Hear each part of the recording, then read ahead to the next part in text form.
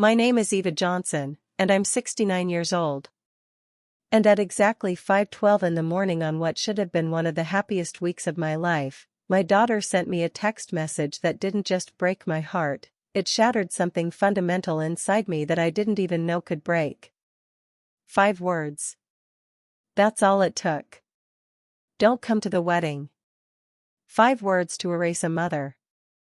5 words after I had spent $100,000, money I had saved for years, money that represented countless overtime shifts and sacrificed vacations and meals I ate alone at my kitchen counter because I was too tired to do anything else, on her entire wedding ceremony.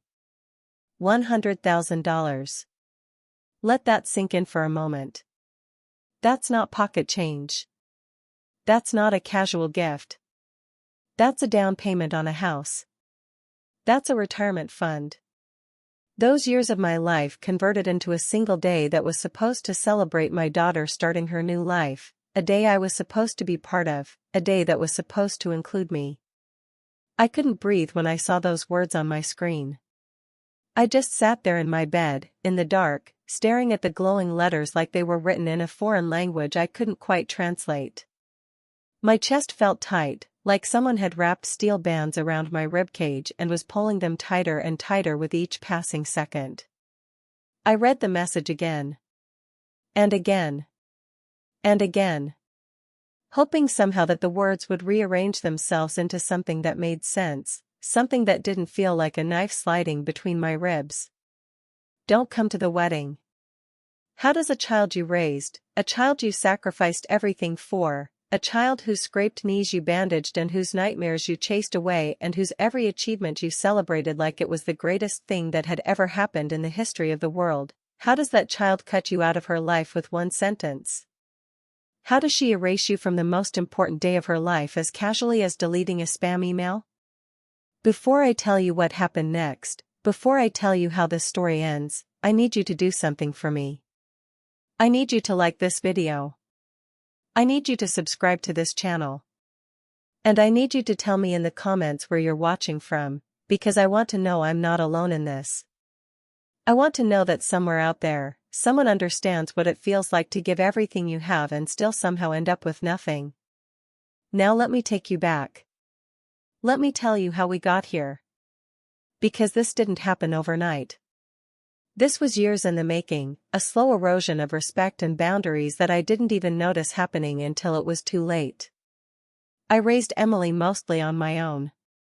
Her father left when she was 3 years old, just packed his bags one Tuesday morning and walked out the door like he was going to the grocery store, except he never came back. No note. No explanation. Just gone. And suddenly I was a single mother with a toddler, a mortgage, and a job that barely paid enough to cover daycare, let alone everything else. So I worked. God, did I work. I took every overtime shift they offered me at the hospital where I was a nurse. I worked double shifts. I worked during the holidays. I worked nights and weekends and every single hour I could get it because that's what you do when you're the only parent, the only provider, the only person standing between your child and poverty. I missed school plays because I was working. I missed parent-teacher conferences because I was working. I missed birthday parties and field trips and all those little moments that you're supposed to treasure because I was too busy making sure we had food on the table and a roof over our heads and clothes that fit. And I never complained. Not once. Because that's what mothers do, right? We sacrifice. We give. We pour ourselves out until there's nothing left, and then somehow we find more to give because our children need us. Emily was always a sweet girl, but she was also easily influenced. Even as a child, she would latch on to whatever friend or teacher or coach was paying attention to her at the moment, and suddenly their opinions would become her opinions, their values would become her values. It drove me crazy sometimes, watching her lose herself in other people's expectations, but I told myself it was just a phase. I told myself she would grow out of it. I told myself that eventually she would develop her own sense of self, her own backbone. I was wrong. When she met Andre 3 years ago, I was happy for her. I really was. He seemed like a nice young man, polite, educated, and came from a good family. His parents, Antonio and Lydia, were both attorneys. They lived in one of those pristine suburban neighborhoods where every lawn is perfectly manicured and every car is less than 2 years old and everyone smiles at each other with their blindingly white teeth while secretly judging everything about you. And they judged me. Oh, they were subtle about it at first. Little comments here and there. Oh, Eva, you're a nurse? How practical. You rent your apartment? Well, real estate can be so complicated, can't it? You never remarried? How brave of you to stay single all these years. Each comment delivered with a smile that didn't quite reach their eyes, with a tone that sounded like sympathy but felt like condescension. They made me feel small. They made me feel less than. They made me feel like I wasn't good enough for their son, and by extension, my daughter wasn't good enough either, except Emily didn't see it that way. Emily saw their wealth and their status and their perfect life, and she wanted to be part of it. She wanted their approval. She started dressing differently, talking differently, even eating differently. She stopped calling me just to chat. Our weekly dinners became monthly, then occasional, then practically non-existent. But she still called when she needed money. Oh yes, she always called when she needed money. Rent was due and she was a little short? Call Mom. Car broke down? Call Mom. Wanted to take a vacation with Andre? Call Mom. And I gave. Every single time, I gave. Because that's what I had always done. That's what I thought love looked like: sacrifice, giving, providing. I was praised only when I was giving. Did you catch that? Let me say it again because it's important. I was praised, acknowledged, valued, loved only when I was giving something. When I was writing a check or paying a bill or solving a problem with my wallet. When I was just existing, just being Eva, just being Mom without the financial component, I was invisible. An afterthought. A convenience to be utilized when needed and forgotten when not. And I let it happen. God forgive me, I let it happen. I let myself become nothing more than a wallet with a pulse. When Andre proposed, Emily called me crying happy tears. Mom, he proposed. We're getting engaged. And for a moment, just a brief, shining moment, I felt included. I felt important. I felt like I mattered. We talked for an hour that night about her dreams for the wedding, about the dress she wanted, about the flowers, about everything. Then 2 weeks later, she called again. Mom, we've been looking at venues, and we found the perfect place. It's absolutely beautiful. There's just one problem: it's a little expensive. We were wondering if you might be able to help out? A little expensive. That was how she phrased it. A little expensive. The venue alone was $35,000. Just the venue. Not the catering, not the flowers, not the photography, not the band, not the dress, not any of the 1,000 other things that apparently are essential for a modern wedding. Just the space where the ceremony and reception would be held. And I said yes. Of course I said yes. Because that's what I did. That's who I was. The person who said yes. The person who made it happen. The person who sacrificed and gave and provided because that's what love looked like in my family. Then came the catering.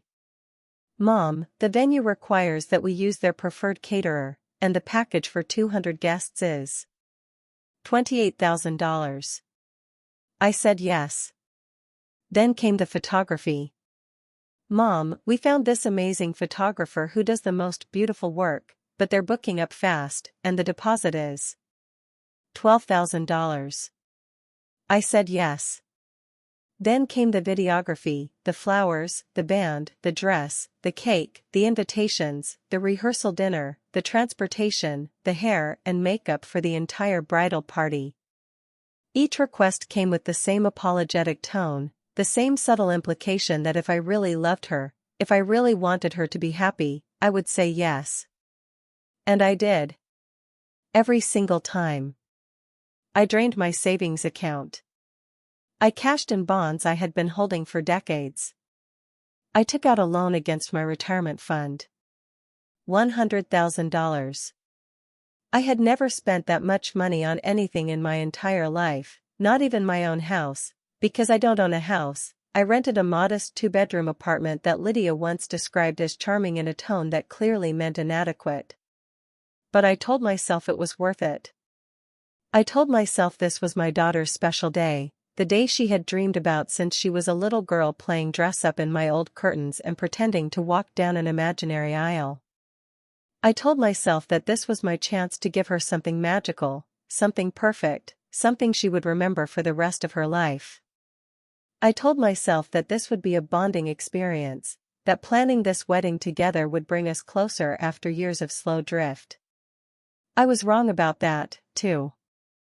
The planning process was a nightmare. Lydia inserted herself into every single decision. Every single one. The flowers I suggested weren't sophisticated enough. The band I found wasn't elegant enough. The color scheme I proposed wasn't trendy enough. And Emily, my Emily, the girl I had raised to stand up for herself, to have her own opinions, to be her own person, just nodded along with whatever Lydia said. Lydia thinks we should go with ivory instead of white. Lydia found a better photographer. Lydia knows a wonderful florist. Lydia. I started to hate that name. I started to hate the way Emily said it, with this reverence, this admiration, like Lydia was some kind of goddess whose opinions were holy scripture. And I swallowed it. I swallowed my hurt, my anger, my frustration. I smiled and nodded and wrote the checks and told myself it would all be worth it when I saw Emily walk down that aisle, when I sat in the front row as the mother of the bride, when I watched my baby girl start her new life. The wedding was scheduled for a Saturday in June. The perfect time of year, not too hot, not too cold, when all the gardens would be in bloom and everything would be beautiful. I had taken that entire week off work, which was a big deal because nurses don't just get time off whenever they want. I had been planning it for months. I was going to help Emily with all the last-minute details, spend time with her before the big day, have those mother-daughter moments I had been craving. Monday morning of that week, I woke up early, excited despite my nerves. I had my laptop open, ready to send the final payments to the remaining vendors. Everything was organized in a folder on my desktop, every contract, every invoice, every confirmation email. I'm meticulous about things like that. Decades as a nurse will do that to you. You learn to document everything, keep records, stay organized, because one mistake can have serious consequences. I was just about to send the first payment when my phone chimed with a text message. 5:12 a.m. I remember looking at the clock and thinking it was odd that anyone would be texting me that early. Maybe it's Emily, I thought. Maybe she's excited and can't sleep. Maybe she wants to make plans for the day. I picked up my phone. I saw Emily's name on the screen. I smiled, ready to read some sweet message about how grateful she was, how loved she felt, how much this week was going to mean to her. Don't come to the wedding. 5 words. No context. No explanation. No I'm sorry or we need to talk or anything that would soften the blow. Just a blunt, brutal command. Don't come to the wedding. The wedding I paid for. The wedding I had sacrificed for. The wedding I had been planning for months.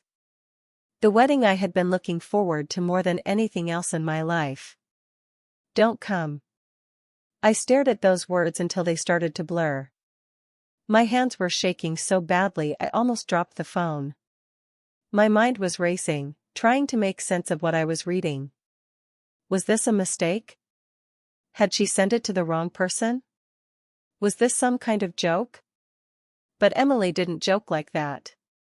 Emily knew how much this wedding meant to me. Emily knew how much I had sacrificed. I called her. No answer. Straight to voicemail. I called again. Voicemail. I sent a text, Emily, please call me. I don't understand. What's happening? No response. I sent another, Emily, please. Talk to me. What did I do wrong? Nothing. I sent a third, Emily, I'm your mother. You can't just shut me out like this. Please. Silence. I sat there for hours, just staring at my phone, waiting for it to ring, waiting for some explanation, some reason, something that would make this make sense. But nothing came. The morning light crept across my bedroom floor. The neighbors upstairs started moving around. Life was happening all around me, but I was frozen, trapped in this moment of incomprehension and pain. Around noon, my sister Rachel called. Eva, I just got the strangest call from Emily's friend Jessica. She said Emily told her you're not coming to the wedding? What's going on? And that's when I knew it was real. This wasn't a mistake. This wasn't a misunderstanding. This was intentional. Emily had told other people I wasn't coming before she even had the decency to explain it to me. I don't know, Rachel, I said, and my voice sounded strange to my own ears, hollow and distant. She sent me a text this morning telling me not to come. That's all I know. That's insane, Rachel said. You're the mother of the bride. You paid for everything. She can't just uninvite you. But she could. And she did. It was Rachel who found out what really happened. She called around, talked to people, pieced together the story from various sources. And what she told me made everything so much worse. Apparently, Lydia, dear, perfect Lydia, had expressed concerns to Andre about me being at the wedding. She thought my presence might cause tension. She worried that I might be too emotional. She suggested that perhaps it would be better if I stayed home, to avoid any potential drama or embarrassment. Because apparently, a mother crying at her daughter's wedding is embarrassing. Apparently, a mother showing emotion at one of the most significant moments of her child's life is inappropriate. And Andre, spineless Andre, had agreed with his mother. And Emily, my daughter, my child, had sided with them. Against me. She chose her future mother-in-law's comfort over her own mother's presence. She chose to avoid potential awkwardness over honoring the woman who gave her life, who raised her, who sacrificed everything for her. I felt erased. Not just uninvited, erased. Like I was an embarrassment to be hidden away, a problem to be solved, an inconvenience to be managed. After everything I had done, everything I had given, everything I had sacrificed, this was how I was valued. As a potential source of embarrassment. That night, I couldn't sleep. I lay in bed staring at the ceiling, tears running down my temples into my hair, my mind spinning in circles. How did it come to this? How had I become so disposable? How had my daughter, my own flesh and blood, decided that I was worth less than the approval of people she had known for 3 years? Around midnight, I got up. I couldn't just lie there anymore. I went to my kitchen table, opened my laptop, and pulled up all the wedding files. I don't know what I was looking for. Maybe I wanted to torture myself by looking at everything I had paid for, everything I had given to a day I was now forbidden to attend. Maybe I just needed something to do, some way to occupy my mind so I wouldn't completely fall apart. And that's when I saw it. Every contract. Every single contract was in my name. The venue, Eva Johnson. The caterer, Eva Johnson. The photographer, Eva Johnson. The florist, the band, the transportation company, the rehearsal dinner venue, Eva Johnson, Eva Johnson, Eva Johnson. I was the signer. I was the client. I was the person every single vendor had a legal contract with. Not Emily. Not Andre. Not Antonio and Lydia with all their money and their status and their perfect life. Me. Just me. Eva Johnson, the embarrassing mother who wasn't good enough to attend the wedding but was apparently good enough to pay for every single element of it. Something shifted in that moment. The pain didn't go away, God, the pain was still there, this enormous, crushing weight on my chest that made it hard to breathe, but alongside it, something else emerged. Clarity. Cold, hard clarity. They thought they could discard me. They thought they could take my money and erase my presence and I would just, what? Accept it? Cry quietly in my apartment while they celebrated? Send a gift anyway? Pretend everything was fine? No. No, I was done being erased. I was done being valued only for what I could give. I was done letting people treat me like a wallet instead of a person. I opened the first contract. The venue. I found the cancellation clause. Any cancellation made more than 30 days before the event would incur a 50% penalty. Cancellations made within 30 days would forfeit the entire deposit but prevent future charges. The wedding was 5 days away. I read the clause 3 times to make sure I understood it correctly. Then I opened my email. Dear Events Manager, I typed, my finger steady on the keys. I am writing to inform you that I need to cancel the Johnson Matthews wedding scheduled for this Saturday. As the sole signer on this contract, I am requesting immediate cancellation of all services and termination of this agreement. Please confirm receipt of this email and provide written confirmation of the cancellation. Sincerely, Eva Johnson. I hit send before I could second-guess myself. Then I opened the next contract. The catering company. Dear catering director, I am the primary signer on the contract for the Johnson Matthews wedding this Saturday. I am writing to cancel all catering services effective immediately. Send. The photographer. Dear Ms. Rodriguez, I am canceling the photography services for the Johnson Matthews wedding. Send. The florist. Send. The band. Send. The transportation company. Send. The videographer. Send. The hair and makeup team. Send. The rehearsal dinner venue. Send.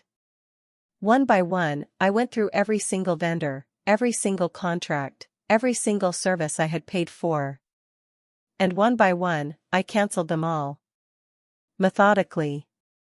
Calmly. With none of the emotion that Lydia had been so worried about. Just cold, clean, professional cancellation emails. It took me 2 hours to get through everything. When I was done, my inbox started filling up with automated confirmation emails and a few responses from vendors who were still awake, expressing surprise and regret at the cancellation. Some asked if there was anything they could do to help. A few asked if everything was okay. I didn't respond to any of them. There was nothing to say. I closed my laptop. I turned off my phone. And I went to bed. And for the first time in weeks, maybe months, I slept peacefully. Because for the first time in longer than I could remember, I had stopped letting people use me. I had stopped being a doormat. I had stopped giving pieces of myself to people who didn't value them. I had taken back my power. I didn't turn my phone back on until late Tuesday afternoon. When I did, it exploded with notifications. 53 missed calls. 37 voicemails. Over 100 text messages. My phone was buzzing continuously with incoming calls. Emily. Andre. Lydia. Antonio. Emily's friends. People I didn't even know. Everyone was trying to reach me. I listened to the first voicemail. It was Emily, and she was crying. Mom, what did you do? The venue called and said everything was cancelled. They said you cancelled. Mom, please, the wedding is in 4 days. Please call me back. Please. The second voicemail was Andre, and he sounded angry. Eva, I don't know what's going on, but you need to fix this immediately. The caterer just called us. You can't just cancel everything. This is insane. The third was Lydia, and her voice was ice. Eva, this is Lydia. I don't know what you think you're accomplishing with this childish stunt, but you need to undo what you've done immediately. This behavior is completely unacceptable. I deleted all the voicemails without listening to the rest. I skimmed through the text messages. They ranged from desperate pleas to angry demands to guilt-tripping manipulations. How could you do this? You're ruining her life. What kind of mother are you? Please, we can work this out. You're being selfish. Think about Emily. This is cruel. I didn't respond to any of them. Let them panic. Let them scramble. Let them feel a fraction of the helplessness and hurt I had felt when I received that text telling me not to come to the wedding I had paid for. Wednesday evening, they showed up at my apartment. I heard the pounding on my door, loud and insistent. I looked through the peephole and saw Emily, Andre, and Lydia standing in my hallway. Mom. Emily was shouting through the door. Mom, please. We need to talk to you. Please open the door. I almost didn't. Part of me wanted to just stand there silently and let them tire themselves out. But another part of me, the part that had spent 69 years being accommodating and understanding and putting other people's needs before my own, couldn't quite let me do that. So I opened the door. Emily looked terrible. Her eyes were red and swollen from crying. Her hair was disheveled. She was wearing sweatpants and an oversized t-shirt, nothing like the perfectly put-together version of herself she had become over the past few years. When she saw me, her face crumpled and she started crying again. Mom, why, she sobbed. Why would you do this? The wedding is in 3 days and everything is ruined. Everything. The venue, the food, the flowers, the photographer, it's all gone. We've been calling everyone trying to fix it, but they all say the same thing. They say they need your signature to reinstate anything. They say only the signer can restore the bookings. Mom, please. Please fix this. Please. Andre was standing behind her, his face red, his jaw clenched. He looked like he wanted to say something but was holding himself back. Probably Lydia had coached him on how to handle this, what to say, what not to say. And Lydia. Lydia looked furious. Her perfectly styled hair, her designer clothes, her expensive jewelry, none of it could hide the rage in her eyes. She stepped forward, and when she spoke, her voice was tight with barely controlled anger. Eva, I don't know what you think you're accomplishing, but this is ridiculous. You're behaving like a child. We can all sit down and discuss whatever is bothering you after the wedding, but right now, you need to fix what you've done. These vendors need to be reinstated immediately. Something in me snapped when she said that. After the wedding, like I was an inconvenient problem to be dealt with later. Like my feelings, my hurt, my pain were less important than the event I had been uninvited to. No, I said quietly. What? Lydia blinked at me like she couldn't believe I had dared to refuse. I said no. My voice was steadier than I thought it would be. I'm not fixing anything. Mom. Emily reached for me, her hands trembling. Mom, please. I'm begging you. This is my wedding. The most important day of my life. Please don't ruin it. And that right there, was when I finally said the words I had been holding back for days, maybe years. The words I should have said a long time ago. You told me not to come to the wedding I paid for. So I removed the wedding from my name. The hallway went silent. Emily stared at me, her mouth slightly open. Andre shifted uncomfortably. Lydia's face flushed darker. You told me, I continued, and now my voice was shaking, but not with weakness, with anger, with pain, with years of suppressed hurt finally breaking free, that I was too embarrassed to attend. That my presence might cause tension. That I might be too emotional. You decided that the woman who gave birth to you, who raised you, who sacrificed everything for you, who spent $100,000 on your wedding, you decided I wasn't worth having there. So I decided the wedding wasn't worth having. Mom, Emily started, but I held up my hand. I am not just a wallet, Emily. I am not just a bank account you can withdraw from whenever you need something and ignore the rest of the time. I am a person. I am your mother. And you treated me like I was disposable. Like I was an embarrassment to be managed. Like I was a problem to be solved. We didn't mean, Andre tried to interject. If my presence embarrasses you, I said, looking directly at Lydia now, then so does my money. If I'm not good enough to attend, then I'm not good enough to pay. It's really that simple. You're being completely unreasonable, Lydia snapped, her composure finally cracking. Do you have any idea how much damage you've caused? Do you have any idea how much money we've lost on these deposits? This is financial sabotage. This is respect, I said, cutting her off. Respect is the price for my support. And respect is something none of you have shown me. Emily was full on sobbing now, gasping for air between wails. I'm sorry. I'm so sorry, Mom. I didn't want to uninvite you. It wasn't my idea. Lydia said. I don't care whose idea it was, I said, and my voice was colder than I had ever heard it. You went along with it. You sent that text. You cut me out. You made that choice. And now you get to live with the consequences. Please, Emily whispered. Please, Mom. I'll fix it. I'll tell Lydia she was wrong. I'll make sure you're at the wedding.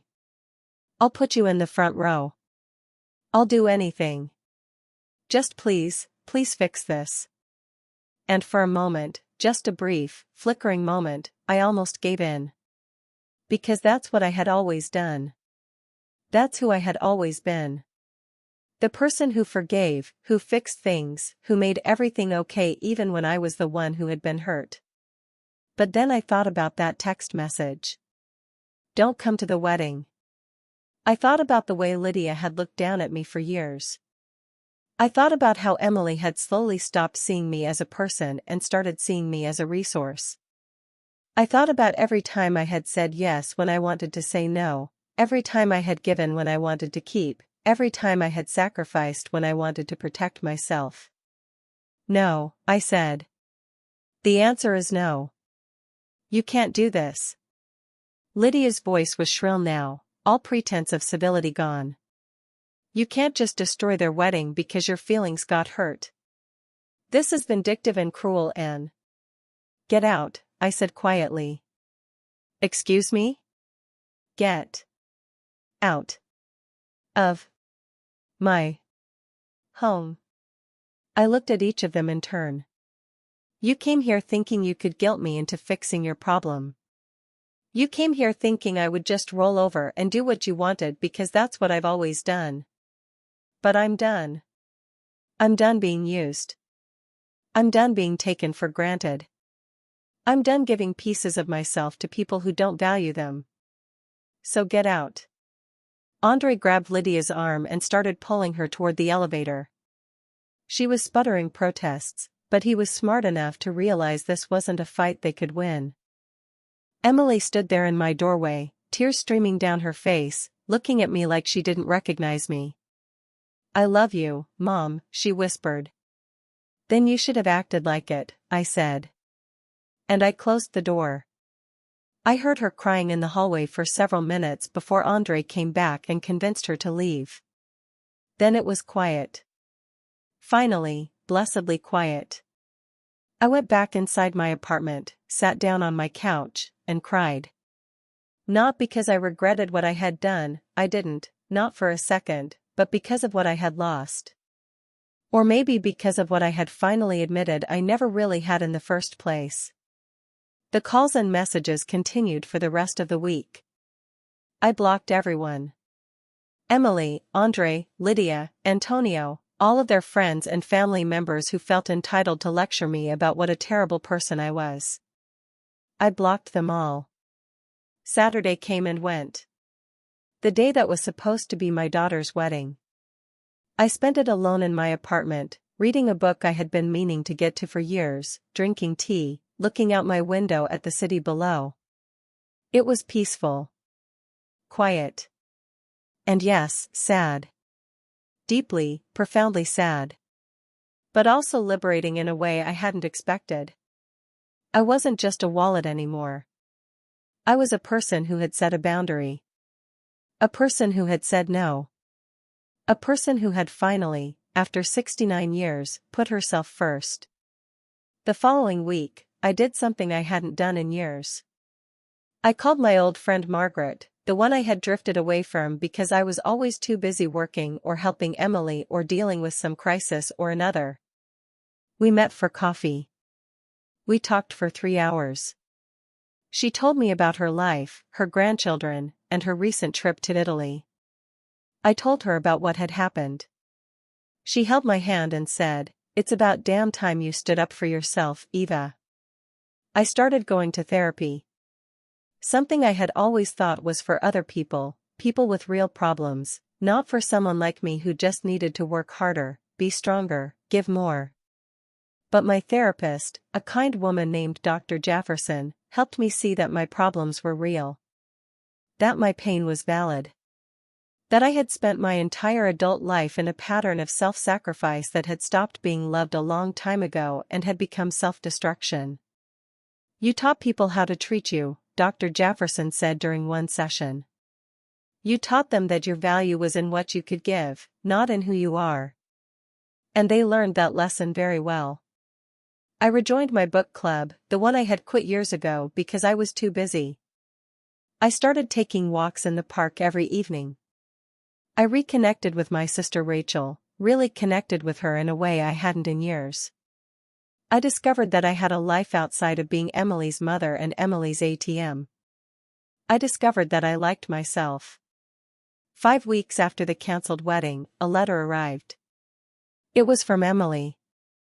Not a text, not an email, a real, handwritten letter.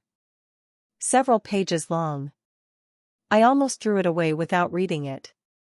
I held it in my hands for a full day, debating whether I wanted to open myself up to more pain. But eventually, I opened it. Dear Mom, it began. I don't know where to start except to say I'm sorry. I've been trying to write this letter for weeks, but every time I start, I realize how inadequate words are for what I need to say.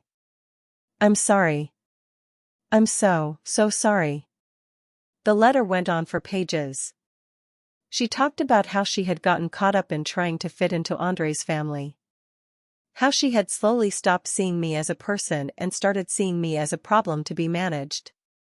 How Lydia had convinced her that I would embarrass her, and how she had been too weak to stand up for me.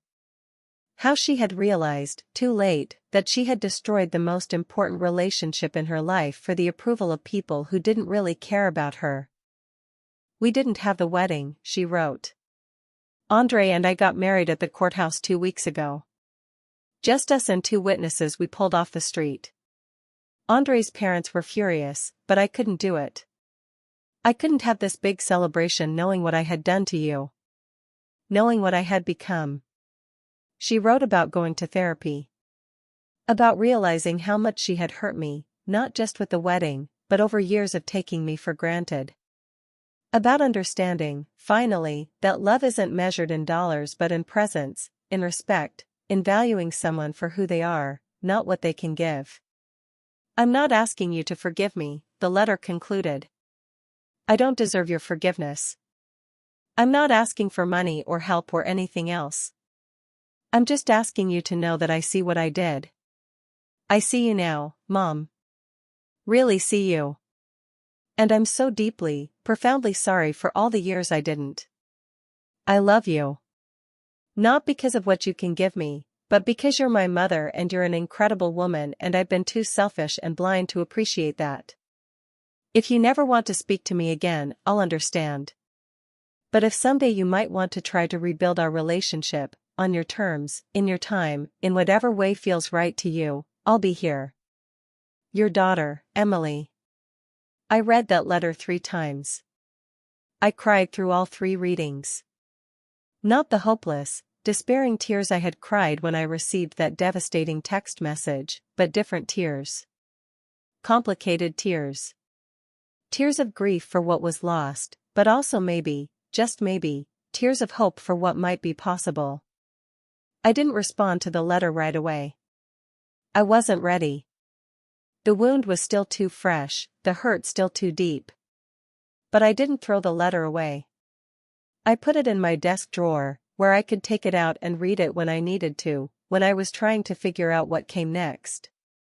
Dr. Jefferson asked me in our next session what I wanted.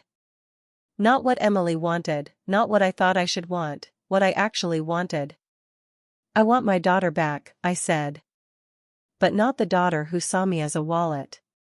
Not the daughter who valued other people's opinions more than our relationship. I want a real relationship. One built on mutual respect. One where I'm valued for who I am, not what I can provide. And I don't know if that's possible. It might be, Dr. Jefferson said. But it will take time. And it will require her to consistently show you, through actions not just words, that she's changed. And it will require you to maintain the boundaries you've set. 2 months after the cancelled wedding, I sent Emily a text. We can meet for coffee. Just the 2 of us. No Andre, no in-laws, no discussions about money. If you want to rebuild this relationship, we start small and we start on my terms. Her response came within minutes. Yes. Absolutely yes. Thank you, Mom. When and where? We met the following Saturday at a small cafe near my apartment. I got there early, my stomach in knots, second-guessing everything. What if this was a mistake? What if she hadn't really changed? What if I was just setting myself up to be hurt again? But when Emily walked through the door, something was different. She wasn't wearing the expensive designer clothes she had adopted to fit in with Andre's family. She was dressed simply, in jeans and a sweater I recognized from years ago. Her hair was pulled back in a ponytail. No elaborate makeup. She looked young. She looked like my Emily, the girl I had raised, not the woman she had been trying to become. She sat down across from me, and for a long moment, we just looked at each other. Then she started crying. I'm so sorry, Mom, she said, her voice breaking. I know I said it in the letter, but I need to say it to your face. I'm so sorry. I was cruel. I was selfish. I took you for granted. I treated you terribly. And you didn't deserve any of it. I reached across the table and took her hand. Not because everything was fixed, it wasn't, but because she was still my daughter, and some part of me would always love her, even when she hurt me. Tell me what happened, I said quietly. Tell me how we got here. And she did. She talked for over an hour, barely touching her coffee, just pouring out everything she had been holding inside. She told me about how inadequate Lydia had always made her feel. How every comment about my apartment, my car, my job had been a subtle message that Emily herself wasn't good enough because she came from me. How she had started to feel ashamed of where she came from, ashamed of me, and how toxic that shame had been. Lydia kept saying that you would be too emotional at the wedding, Emily said, staring down at her hands. She kept talking about how you might cry during the ceremony or make a scene or somehow embarrass us. And I let her words get into my head. I started seeing you through her eyes instead of my own. I started thinking of you as a liability instead of my mother. And then when she suggested that maybe it would be better if you didn't come, that it would be less stressful for everyone, I went along with it. Why didn't you call me? I asked, and I couldn't keep the hurt out of my voice. Why did you send a text? 5 words with no explanation, no conversation, no chance for me to even understand what was happening? Emily's face crumpled. Because I knew if I heard your voice, I wouldn't be able to do it. I knew if I talked to you, you would ask me why, and I wouldn't have a good answer, and I would realize how wrong it was. So I took the coward's way out. I sent a text and then turned off my phone and told myself I was doing the right thing, that it would be better for everyone. But I wasn't thinking about you at all. I was only thinking about making Lydia happy, about fitting in with Andre's family, about having the perfect wedding. I wasn't thinking about the fact that you had paid for everything. I wasn't thinking about how much you had sacrificed. I wasn't thinking about your feelings at all. No, I agreed. You weren't. When the venue called and said everything was cancelled, I was confused at first. I couldn't understand what had happened. And then they said you had cancelled it, and I still didn't get it. I actually called Andre and said, why would my mom cancel the wedding? Like I genuinely couldn't make the connection between what I had done to you and what you had done to the wedding. Emily shook her head, disgusted with herself. Andre had to spell it out for me. He said, Emily, you uninvited her from the wedding she paid for.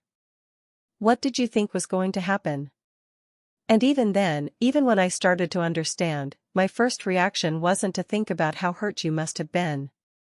It was to panic about the wedding. About how we were going to fix it. About what people would think. I was still only thinking about myself. She looked up at me, her eyes red and swollen. It wasn't until we showed up at your apartment and you said those words, you told me not to come to the wedding I paid for, so I removed the wedding from my name, that I finally understood what I had done. And even then, even standing there in your hallway seeing how much pain you were in, my first instinct was still to beg you to fix it. To make you give me what I wanted. It wasn't until you closed that door in my face that I realized I had lost something so much more important than a wedding. I had lost you. I sat there listening, feeling that familiar ache in my chest. Because hearing her say all of this didn't erase the hurt. It didn't undo what had happened. But it mattered. It mattered that she could see it now, that she understood, that she was taking responsibility instead of making excuses. What changed? I asked. Between that night at my door and now. What actually changed? Emily was quiet for a moment, thinking. Everything fell apart, she finally said. The week after the cancelled wedding was horrible.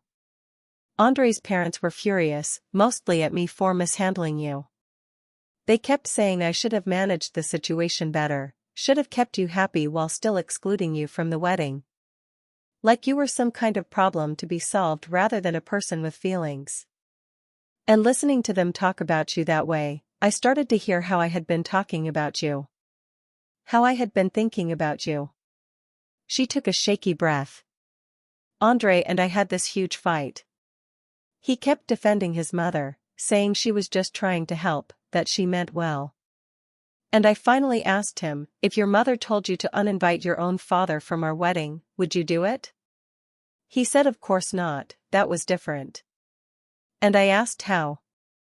How was it different? And he couldn't give me an answer that made sense. He just kept saying it was different because his parents were, and he didn't finish the sentence, but he didn't have to. Because his parents were wealthy. Because his parents were respectable. Because his parents were better than you. And that's when I realized, Emily continued, her voice thick with emotion, that I had let these people convince me that you weren't good enough. That the woman who raised me, who sacrificed everything for me, who worked herself to exhaustion to give me a good life, that you weren't good enough to be in their presence. And I had believed them. I had actually believed them. What kind of person does that make me? A person who made a mistake, I said quietly. A big, hurtful mistake. But still a person who can learn from it. I don't know if I deserve that generosity from you, Emily said. You probably don't, I agreed, and she flinched but nodded. But I'm not giving it to you because you deserve it. I'm giving it to you because I want to believe people can change. I want to believe my daughter can learn to be better. But Emily, I need you to understand something. I'm not the same person I was before this happened. I'm not going to go back to being the mother who says yes to everything, who sacrifices everything, who puts herself last.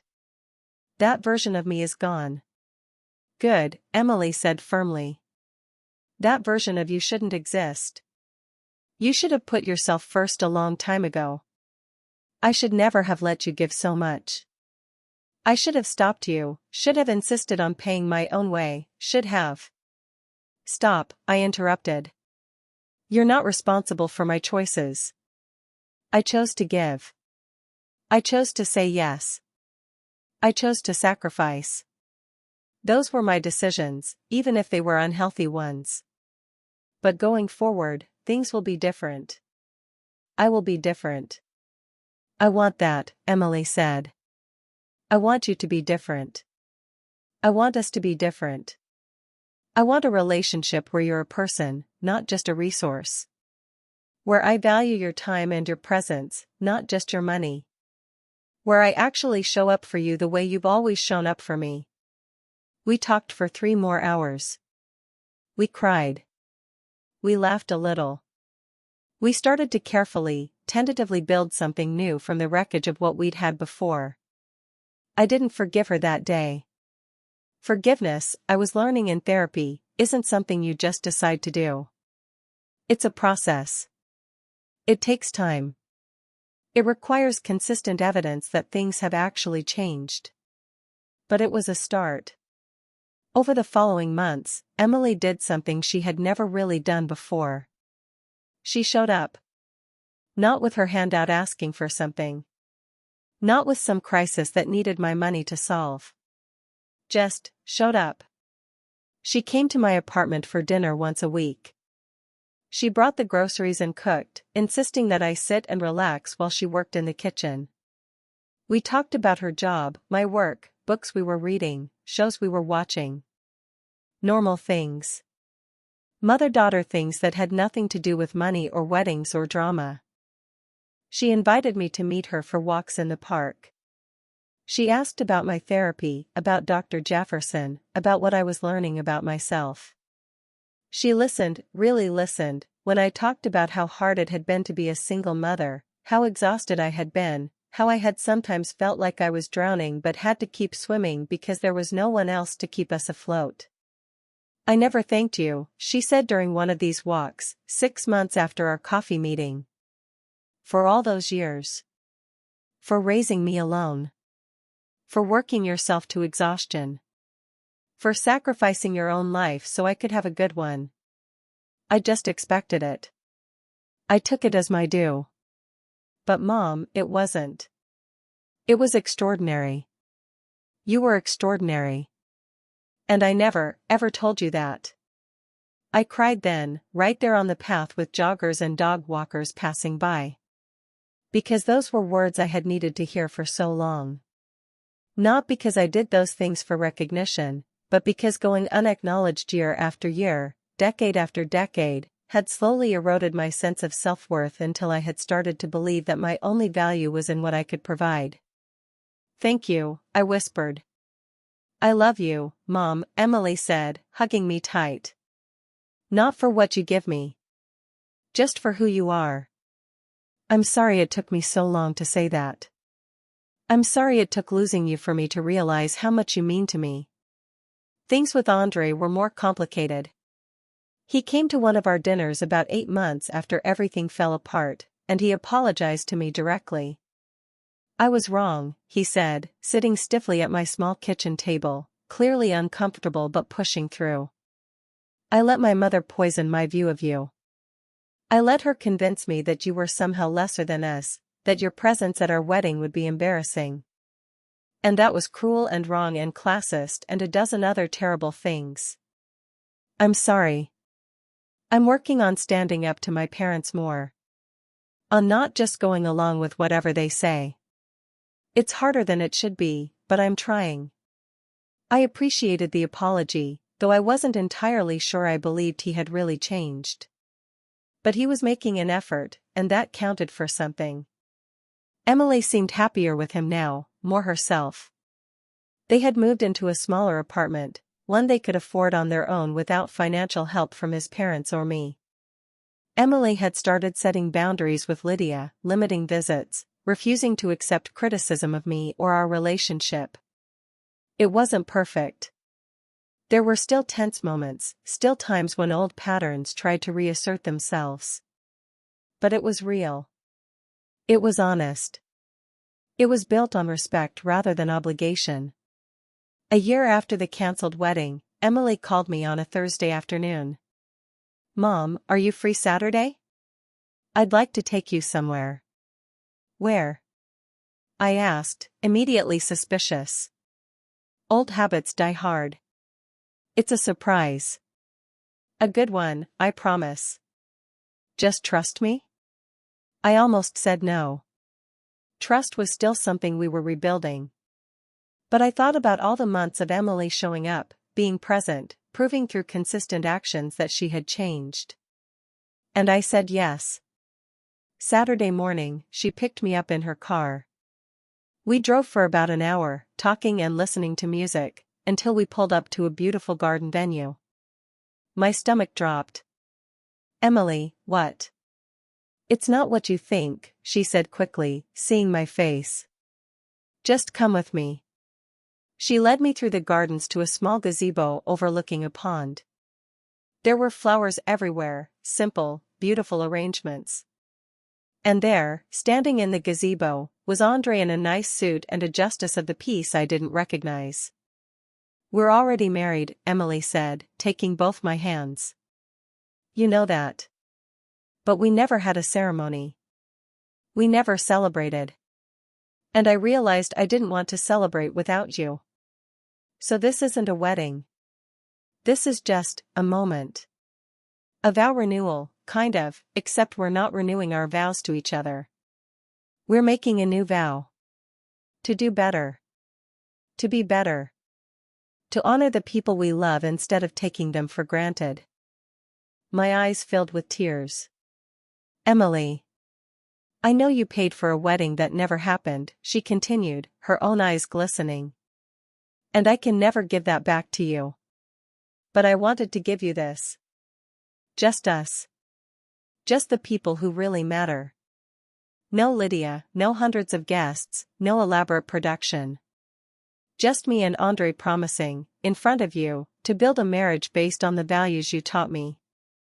The values I lost sight of but found my way back to." The ceremony was short and sweet. Andre spoke about learning what really matters in life.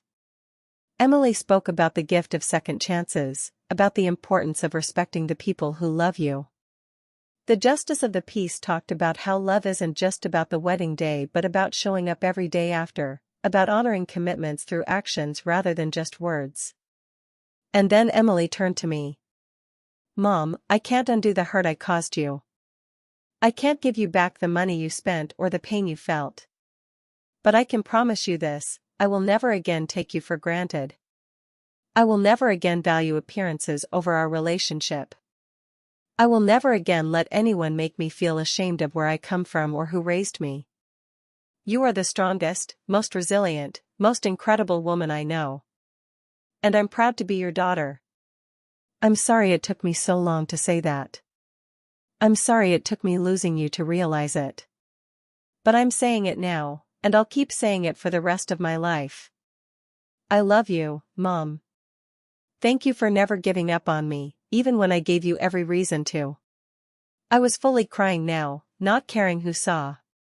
"I love you too, baby," I managed to say. I love you so much. After the ceremony, we had lunch at a small restaurant nearby. Just the three of us. We talked and laughed, and for the first time in longer than I could remember, I felt like I had my daughter back. Really back. Not the version who called only when she needed something, but the real Emily. The girl with her own mind, her own values, her own strength. How did you pay for all this? I asked at one point, suddenly worried. Emily, you didn't. We saved for it, she said firmly. Andre and I. It took us a year, but we saved every penny ourselves. No help from you, no help from his parents. We wanted to do this on our own. To show you that we could. That we're building a life based on what we can create together, not on what other people give us. I reached across the table and squeezed her hand. I'm proud of you. I learned from the best, she said, smiling through tears. You taught me about hard work and sacrifice and doing what needs to be done. I just forgot those lessons for a while. But I remember now. And I'm trying to live with them. Now, 2 years after that devastating text message, my relationship with Emily is better than it's ever been. It's not perfect, no relationship is, but it's real. It's honest. It's built on mutual respect and genuine love rather than obligation and guilt. She calls me every week, sometimes just to chat about nothing important. She includes me in her life not because she has to but because she wants to. She asks about my interests, my friends, my life outside of being her mother. She celebrates my achievements and supports me during hard times. She has become, finally, the daughter I always hoped she would be. And I have become, finally, the woman I should have been all along. Someone with boundaries. Someone who values herself. Someone who understands that love doesn't mean giving until there's nothing left.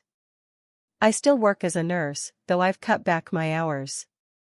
I have more time for myself now, for my book club, for my walks, for my friendships, for the life I had been too busy sacrificing to actually live. I still see Dr. Jefferson every other week. We talk about old patterns, about self-worth, about the difference between healthy giving and self-destruction. She helped me see that what I did, canceling that wedding, wasn't revenge or cruelty. It was self-preservation. It was the moment I finally said, I matter too. Sometimes people ask me if I regret it. If I regret canceling the wedding, causing all that chaos, hurting my daughter. And my answer is always the same. No. I don't regret it. Not for a second. Because that moment when I sat at my kitchen table in the middle of the night and methodically canceled every single vendor, that was the moment I took my life back. That was the moment I stopped letting other people define my worth. That was the moment I finally, after 69 years, put myself first.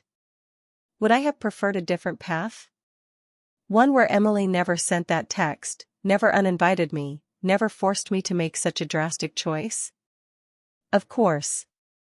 But that's not what happened. What happened was painful and messy and hard. But it was also necessary. Sometimes the hardest boundaries are with the people you love the most. Sometimes the people closest to you are the ones who take the biggest pieces, who expect the most, who give back the least. And if you don't protect yourself, if you don't set limits, if you don't say no, they will take and take and take until there's nothing left of you. Until you've given away so many pieces of yourself that you can't even remember what you looked like when you were whole.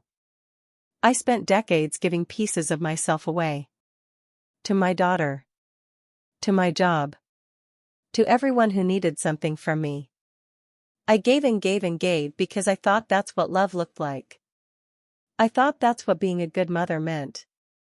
I thought that if I just gave enough, sacrificed enough, proved myself enough, then I would finally be valued. Finally, be appreciated. Finally be loved in the way I needed to be loved. But that's not how it works. You can't earn love through sacrifice. You can't purchase respect with money. You can't give away pieces of yourself and expect people to cherish them. Because when you teach people that you're willing to destroy yourself for them, they start to expect it. They start to take it for granted. They start to believe that your value lies only in what you can provide, not in who you are. And sometimes the kindest thing you can do for yourself is simply stop giving. Stop giving to people who don't appreciate it. Stop giving to people who expect it as their due. Stop giving to people who take your generosity and spit it back in your face. Stop giving until there's nothing left of you.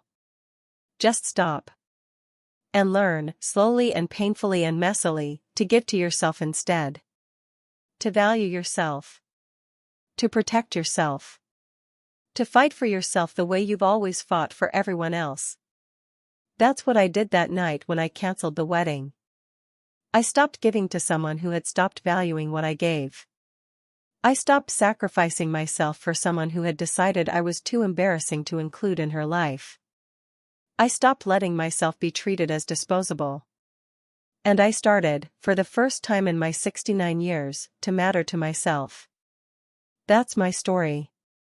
That's what happened when my daughter told me not to come to the wedding I paid $100,000 for. That's how I finally learned to say no. That's how I discovered that sometimes love means letting go. That's how I found myself again after spending decades lost in the needs and wants and demands of everyone around me. I'm not saying everyone should cancel their daughter's wedding. I'm not saying this is the right path for everyone. What I'm saying is this: you matter. Your feelings matter. Your boundaries matter. And if the people in your life can't respect that, if they treat you like an ATM instead of a person, if they value what you give more than who you are, if they take and take and take without ever giving back, then maybe it's time to stop giving them the power to hurt you. Maybe it's time to take that power back. Maybe it's time to matter to yourself. Because at the end of the day, at the end of your life, when you look back on all the years and all the choices and all the sacrifices, you want to be able to say that you valued yourself. That you protected yourself. That you didn't give away so many pieces of yourself that you forgot what it felt like to be whole. You want to be able to say that you mattered. Not because of what you gave, but because of who you were. And that, more than anything else, is worth fighting for.